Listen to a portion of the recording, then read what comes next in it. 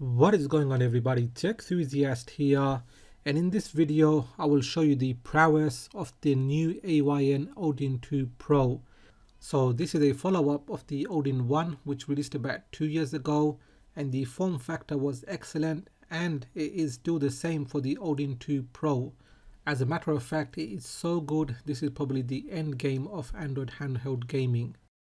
In the heart of the device, we have the Qualcomm Snapdragon 8 Gen 2 CPU along with the Adreno 740 GPU. I have the Pro model, which has 12GB of RAM and 256GB of storage. All of the models have a 6-inch 1080p IPS LCD display. As for video out, you can use the micro HDMI port or the USB-C port. For wireless connectivity, it's got Wi-Fi 7 and Bluetooth 5.3. The USB-C port is 3.1 and it also has a headphone jack. As for the OS, it's running a very stock version of Android 13. It has a massive 8000 mAh battery. It's got active cooling, which means you'll get longer sustained performance compared to Android phones. And lastly, it supports 65-watt quick charging. Okay, so starting off, we have the port of Super Mario 64. Now I used this in the past on Odin 1 and there were frame dips, and as you can see on the Odin 2 Pro there are no frame dips at all. The game runs fantastic.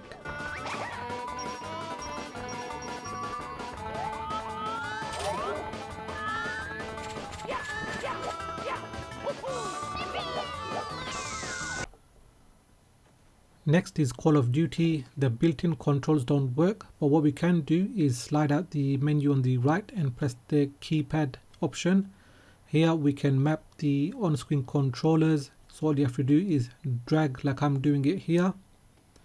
Now for the right joystick, I'm going to press on it again, and then we're going to go down to the adjust view, and I'm going to slide them all the way to the left, otherwise it's just going to be too sensitive. Now for the on-screen buttons, you'll have to drag the buttons over them and then press the corresponding buttons, or they're not going to work. And I'm not going to map all of the buttons here because it's going to take a bit too much time, and I'll just show you that it works. And as you can see, the built-in controllers work fine, and I'm just going to jump into a multiplayer match showing that it works. And this will work with other games that only have touchscreen controls.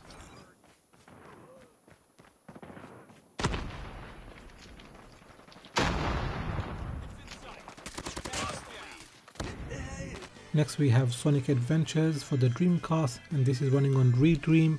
I'm using the premium version and I've upscaled it to 1080p and it works perfectly fine. This is a very polished emulator.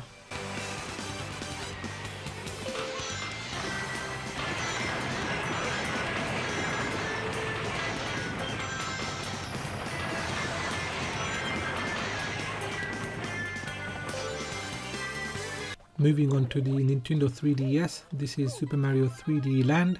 This is running on the official Citra emulator at 4x internal resolution with performance mode.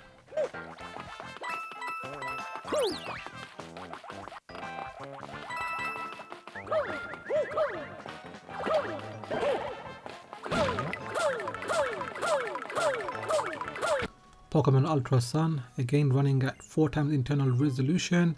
And I've just skipped a bit of the text here so we can get right into the fighting animation, and there's hardly any performance issues.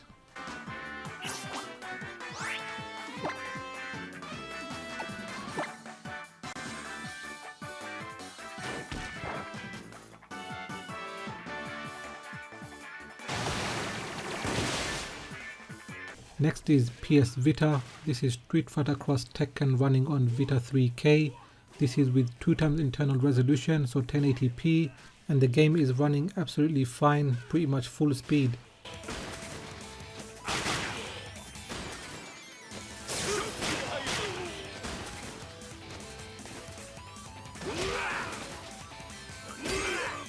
Moving on to GameCube, we have F-Zero GX. This is running at 3x internal resolution, so 1080p, and the game is running full speed. Very impressive.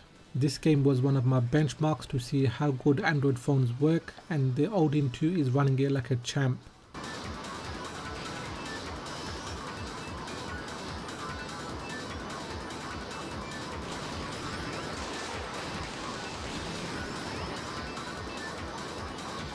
Next we have a mod of Super Mario Sunshine called Super Mario Sunburn, and there are two gecko cheats being used. This is widescreen and 60 FPS. Now if you enable 60 FPS you'll definitely notice slowdowns, so you'll have to enable performance mode.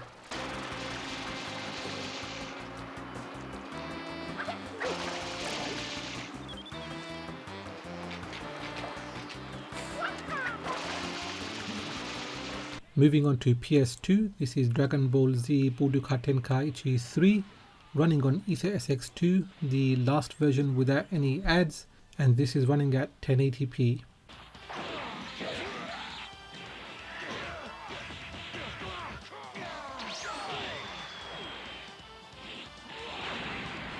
Here is black, and there are two cheats being used here. This is widescreen and 60 FPS.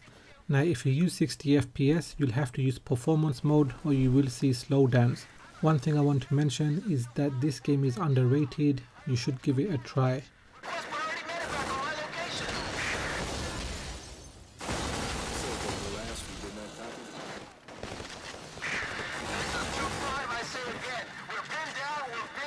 And then we have Burnout 3, and just like before this is running at 1080p, and I'm just going to keep the audio down just in case of copyright strikes. But as you can see, the game is working absolutely fine.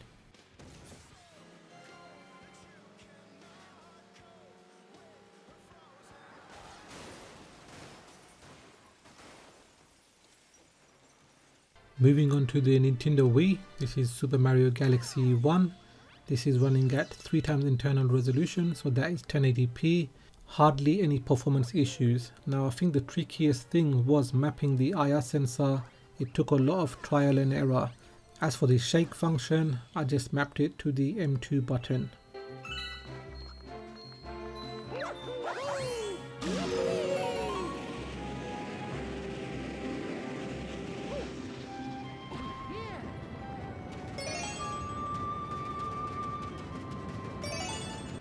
Next is Mario Kart Wii, and again this is running at 1080p and there's no issues at all. The game works absolutely fine.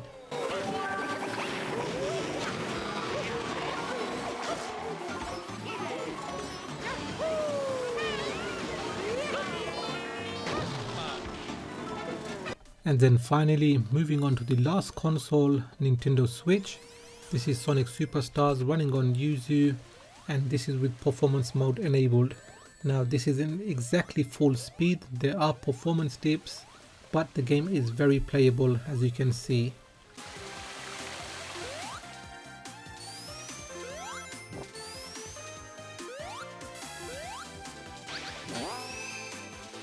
And then we have Super Mario Bros. Wonder. Just like Sonic Superstars, this is running with performance mode enabled. Now there are frame dips. It will improve when you build up the shader cache, but you have to remember this emulator is still new and it will improve over time.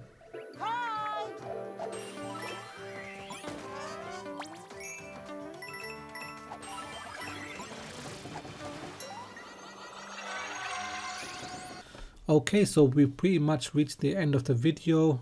Now time for the conclusion. And as I mentioned earlier, this is probably the end game of Android handheld gaming. I mean, it's got Snapdragon 8 Gen 2, which means it can do a lot of emulation, as you can see from the video. The price and the form factor is going to be very hard to beat, and I think it's still on Indiegogo. There are other competitions from AYN, but I don't think it's going to be beating this anytime soon. Now, can there be improvements? Possibly. Maybe an OLED display and 90Hz refresh rate, but honestly I think this handheld can hold up for the next 3 or 4 years. The only thing I can think of is possibly a PlayStation 3 emulator. That is going to be very demanding, but that will be a good few years away. And I have to say, AYN really pulled it off here, especially with the Odin 1 delays. This came in pretty quick and delivered very quick as well. So that wraps up for this video. What did you think? Do let me know in the comment section. Now if you have found this video useful, give it a thumbs up. If you are new here, then please do consider subscribing, as I have more videos coming up. I will also be posting other videos on my second channel, and I will leave a link in the description. Thanks for watching, and I will catch up with you in the next video.